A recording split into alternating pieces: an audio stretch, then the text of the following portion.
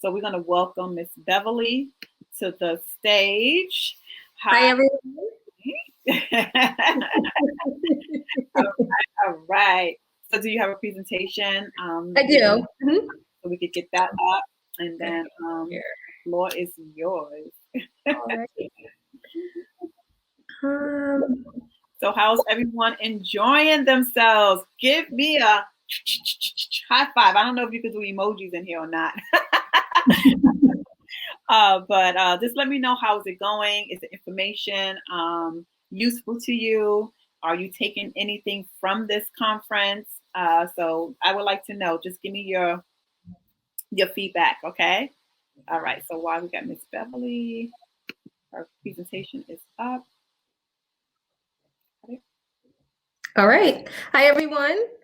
I hope everyone's having a good time so far. It's so much good information that's in nuggets that's being passed out here. And thank you to TEQA for having this platform. And it's great to share information among other entrepreneurs and business owners because, you know, we can really help each other out and make a difference for ourselves and for each other.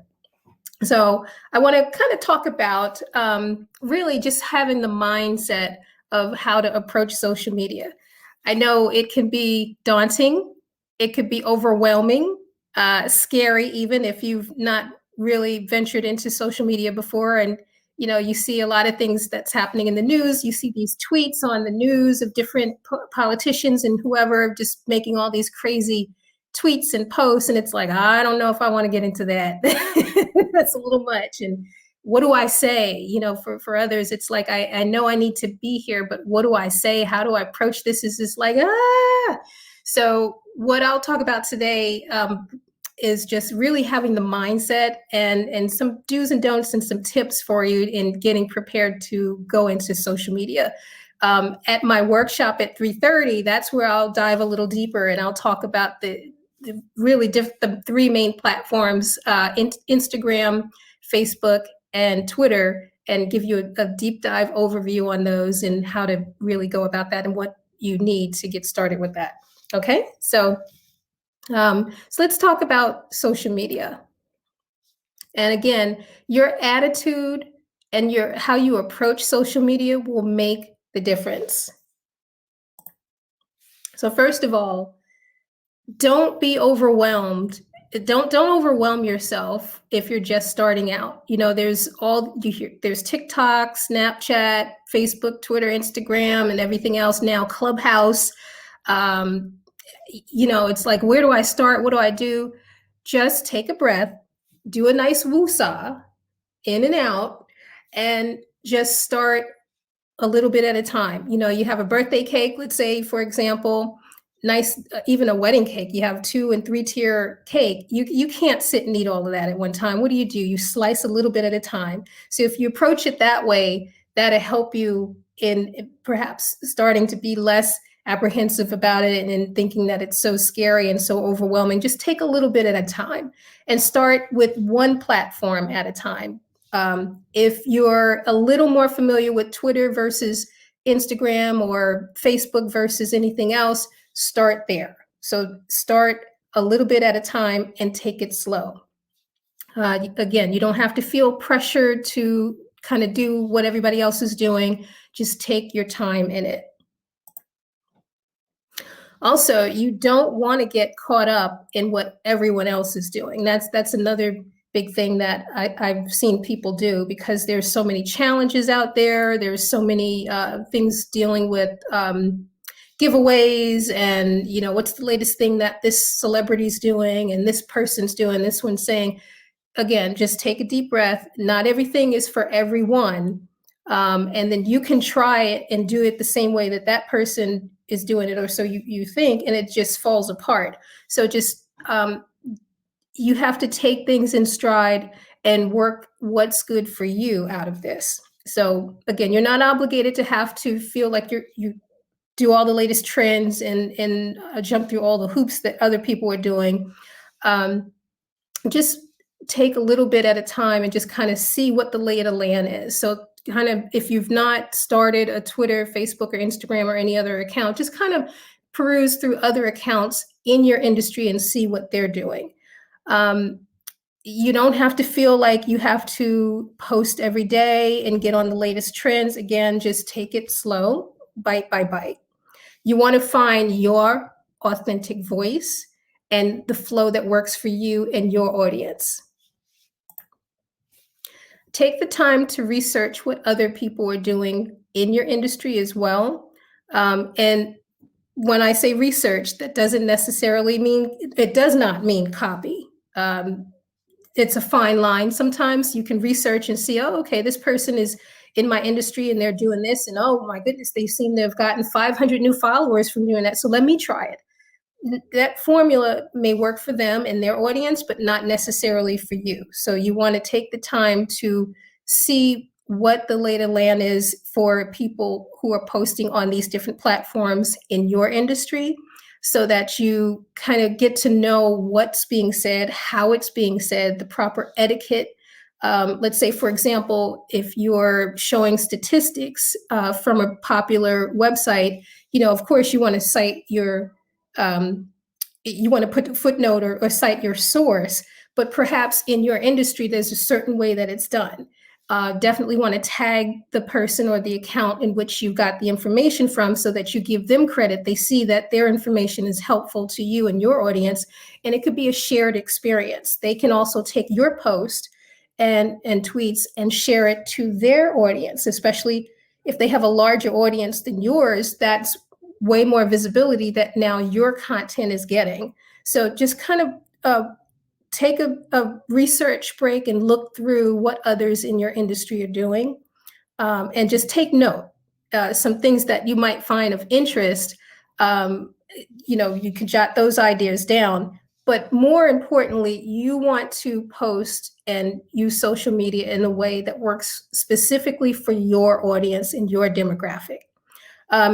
Wherever you are in the US, your region could function way differently than the folks, let's say, in the North, East Coast, West Coast. So just being in tune to how your audience in your area, even your time zone, flows can make a difference. I would suggest keeping your personal and your professional lives separate. So you don't have to feel like you have like one Twitter account, one Facebook, one Instagram, and then you have to merge everything together. I have 2 accounts for everything. So I have the one that, is my personal profile, where I'll, post stuff from my kids, my family, fun, silly things my dog is doing because he's a showboat. And then I have another one that's strictly for Beverly's Web Shop, strictly for the business. And so that's where all the information, where I'll interact with clients, potential clients, that information is posted there, and you won't get a mix. So that's a good way to separate it, so that you won't feel like you have to meld everything together, or that you won't mistakenly post something that would have been more so for a personal audience on your professional site. So definitely I would suggest keeping them separate. Another big thing that people forget is that social media is social. You can't just post and post and post and post and post and post, and you never really interact. You want to think of it as an ongoing conversation. So as you post things, look at others in your that come up in your feed, and if it's something that's relevant to you and your audience, you can like it, you can share it. It could be something that because you don't have to recreate the wheel all the time. There's people that have gone before you that are doing this, maybe in a totally different way, but they say something that's relevant to your audience.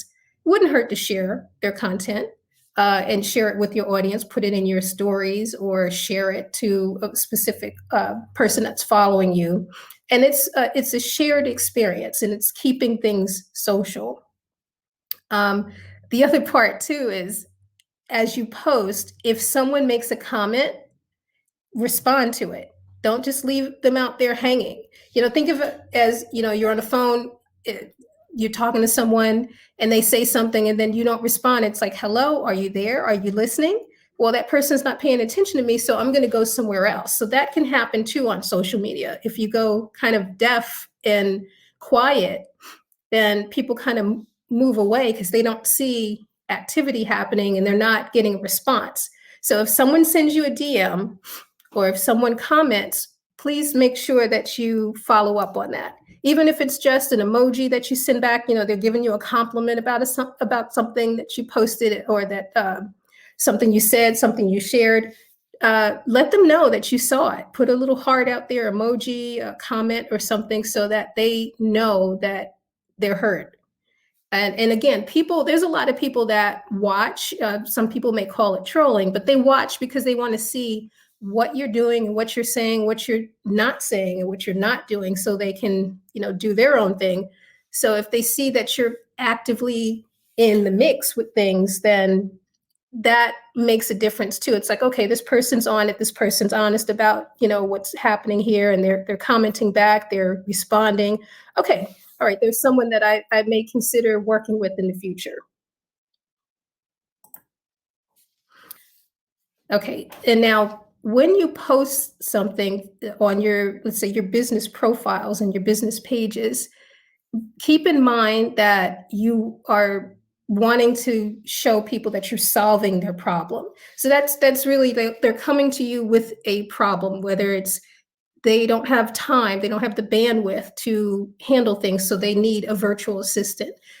They don't know how to do a particular thing, but a virtual assistant would have that particular skill set they need, so you bring them on board. You want to show that you offer these things, you offer these solutions. So as you post, you want to post that the things that solve their problems. So you're speaking directly to that thing that they're kind of out there searching for.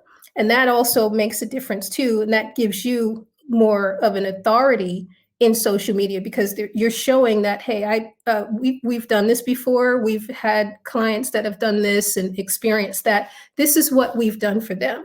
So perhaps even showing, having a customer testimonial, that's key too. And it's not forced or anything. That person said, hey, I came to Tikwa for this, and she gave me the right virtual assistant. And plus I had these tools and this great planner and everything else. And that was great. So you're showing you're solving their problems. Another way that you can, as you post and show how you're solving their problem, is talk to your clients. What I find is occasionally I'll get the same question asked in different ways.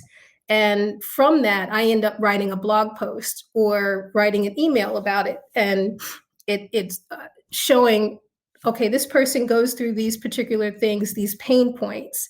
And you know what? Here's a solution that can solve that type of problem. So getting feedback from your clients makes a difference too, in how you can go about posting how you resolve their problems. Make sure that you carve out time to put into social media. And again, this can really be a full-time job. Definitely a full-time job if you let it. And you have other things to do, clients to get to, phone calls to call back, and emails to get to. So set a particular time of day or weekend or evening to dedicate to social media, because that's important, because you want to be consistent with it.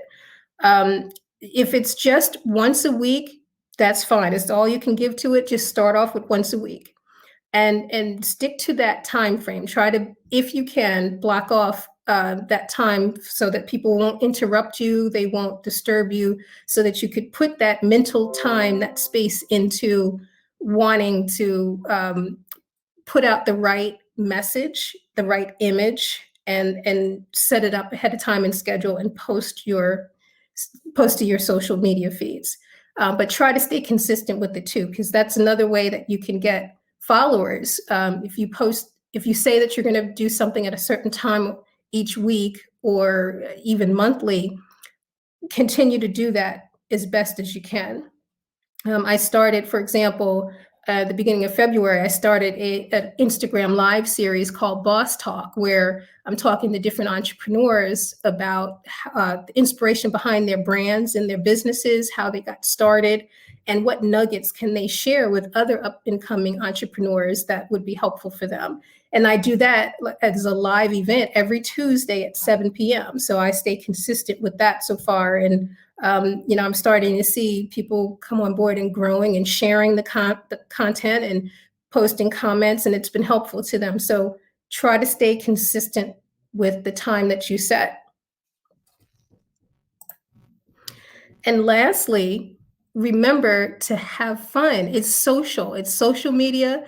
You should be, it's social. You got to remember to have fun. It's not always just, oh my goodness, I have to post something. Even if you skip a week, life is going to go on and people aren't going to forget about you. You come back the following week with something great and magnificent. It's like, you know what? I had to take this downtime because, hey guys, I came up with this great product or this great service or this great way that you can go about fixing that very thing that you're having trouble with. So here it is. And then, that week you're posting a couple times a week. That's fine. You have your own cadence, you have your own flow, and everything depends on really how your audience responds to it and how you work with your audience. So you can't don't get bogged down by what other people are doing and saying. You make sure that you put your own flow and your own timing into it and make your posts fun and personable, not personal, but personable. So, you can speak in first person from it. You can show a picture of yourself. For example, this is Women's History Month for March, and maybe put a picture up of yourself and saying, we're women, we're blazing trails. And, for those that have gone before me, that's great. Here I am now, I'm blazing a trail for those coming up behind me. People love to see stuff like that. It's inspirational. So make it personable. Okay. And so that's really it, in terms of having a mindset for approaching social media. Now, if you come back to the workshop that I'm having at 3:30, I'll do a much deeper dive where I'll go over the three major platforms, Instagram, Facebook, and Twitter, and just kind of break those down, and how to get started, what the requirements are, and things like that. And that'd be a lot of fun. All right. Let me know if you have any questions about anything that I've said here, or if you need me to go back and talk about something else or explain something a little bit more. Let me know if you have any questions. Can you see the comments, Beverly? Can you see the comments, or do you want me to read it to you? I don't see the comments, no. Okay. All right. So far, no questions, but it takes a little bit before it comes up. It's like Facebook. Okay.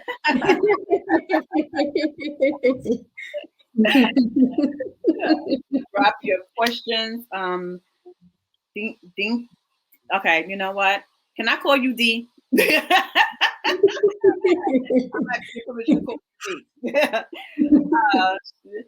She said, thanks, definitely interested in this session. Great. I'm glad. Glad I can be helpful. And also, I just wanted to just let you know that Beverly has something else in the VIP package as well for you guys. So if you're interested in the VIP package, she has something special in there for you guys as well. Do you want me to tell them what it is, or? Yeah, you can. Okay. I came up with a planner to help everyone in determining how to plan out their social media, not just social media, but all of your marketing efforts. I call it the 2021 Ultimate Marketing Planning Calendar. So for each month, it's broken down where you can schedule your social media posts, your hashtags, your blog posts, even advertising spend. You can set your themes, your content choices in there. So if you plan all of that out ahead of time, that'll be helpful for you to just go in and copy and paste it into your creative as you're setting that up and scheduling that going forward. So it'd be a big help and ease a lot of tensions. Mm-hmm. Awesome. Do we have any other questions for Miss Beverly, Mrs. Beverly? So Don said, if you haven't posted for a while, Mhm. be okay to restart on your account or start a new account? I would say use the account that you already have, because if you've posted on it before, there are some folks that are familiar with your handle and that already know, some of the content that you've posted in the past. Let's say, you've taken a hiatus. I've done it myself. Like I've been offline for like a month or so because of different circumstances. It's okay to just rekindle what you already have than to start fresh, because now starting fresh, that's a whole new thing. People are going to have to now get to know what this new handle is, where to find you, because think about like a broken link. Like you're familiar with a link that you bookmark, and all of a sudden they change the link on you. And it's like, I can't find them. So you don't want to lose the audience you already have. Just re-engage with them. Mm-hmm. Awesome, awesome. If we have any other questions, please put them in the chat. We have Beverly until 12:30, so we want to use this time to get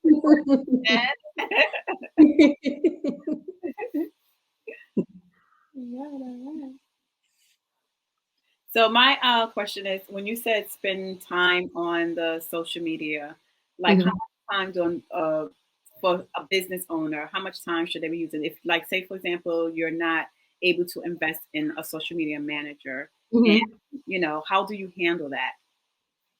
Just start small, because especially entrepreneur, solopreneur, we wear many hats. So if you just dedicate, let's say 40 minutes, 30 to 40 minutes on a particular night, if you could do that a couple times a week, or just make it 45 minutes once a week that you can get to it. If that's all that you can do, that's all you can do, so that you at least know that, let's say Sunday afternoon, 5 p.m., everyone's, I fed everybody, walk the dog, everything's done. Now I have this time to maybe concentrate on what I want to post about this week. Think about the different creative images I want to pull, kind of do some research as well on different topics. Then just dedicate that time, just start there. And the more that you do it, the more consistent you are with sticking with that time. You find that, other people are commenting back, you're having a dialogue, and you may find yourself going in there more than once a week. That it just continues to grow, because now you're having conversations with people, they're commenting. Now, let's say if your day is Sunday evenings, now you want to check in Thursday, because it's like, okay, I want to see what they're saying. I posted an answer. Let's see what the comments are on that. Oh my goodness, there's 3 people that commented on that. Now you're having a dialogue with people, and that's 2 times a week.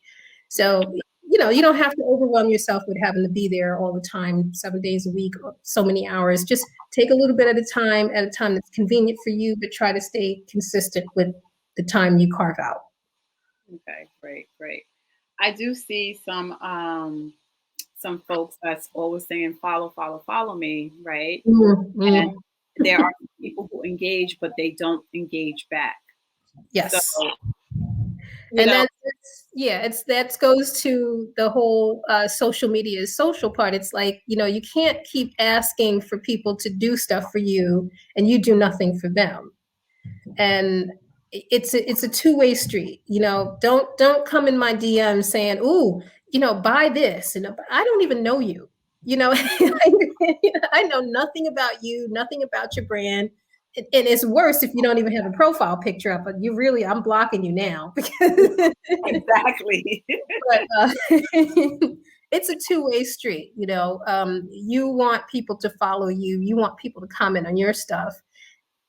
You do the same with them where it makes sense, because I don't always follow everyone back that follows me. Like I'll take the time to look into their profile and see what they're posting about, what their live events are like, their IGTVs, what, if they have another place they are on Facebook or somewhere else, I'll check them out, because, they could be saying one thing on this platform and something totally off color somewhere else. My brand could be in detriment but to that, so I'm careful of who I follow back as well.